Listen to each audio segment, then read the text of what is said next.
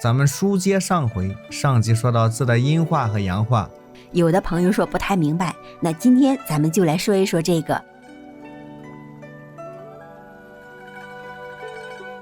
先来把邵雍先生的西林寺匾额的这个卦例介绍一下。话说呀，邵雍一日来到了西林寺参禅，忽然看到西林寺的匾额，于是心意起卦进行了推算，取西和林这两个字成卦，上卦取西字的笔画7画为艮卦，下卦取林字的笔画8画为坤卦，7加8等于15，15除以6，余数为3，就是山地剥卦3爻动。变质卦是艮为山卦，互卦是坤为地卦。你看剥卦的象，阴爻5个，阳爻只有上面1个，很容易理解，这个剥卦是代表了阴盛阳衰的现象。互卦坤卦也全是阴爻，支卦艮卦代表山，湍词曰艮止也，为停止的意思。所以邵雍先生判断说，四者纯阳之所居。今卦得重阴之爻，而有群阴剥阳之兆。后来问了寺里的僧人，果然有阴人为祸，僧人就问邵雍先生该如何处理。邵雍呢，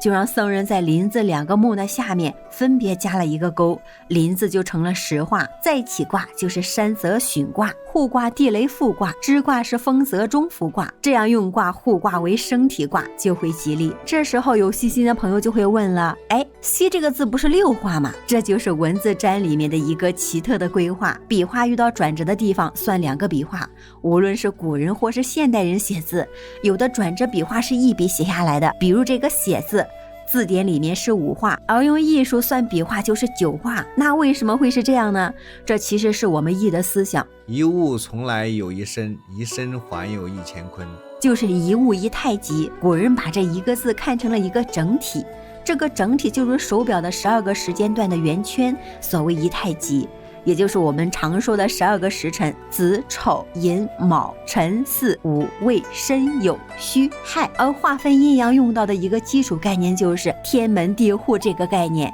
以后有时间咱们单独开一局来说一说这个天门地户。原始系统是用12地支这样的圆圈，戌的前面和辰的后面画上一条线，按照方位西北到东南画上一条线。我们古人是站北面南，所以南是在上面，下面是北面，按照阳顺阴逆叫做贵人不临辰戌之地。这条线的左侧属阳，右侧属阴，所以当笔画往右往上的时候是进入了阴的区域，往下或者往左书写的时候就是进入了阳的区域。这样笔画指笔的方向就是笔画的阴阳区分，这样就区分出来了笔画的阴阳了。至于数笔画数的规则是什么呢？有人说是书写的时候有断笔，也有人说是筹算用的木棍是穿插交错的。我个人猜想啊，目前已知的华夏文字最早是刻在甲骨上面的，这样就好理解了为什么梅花艺术拆字的笔画是1笔1画数的了。刀刻的时候是1笔1笔的刻画，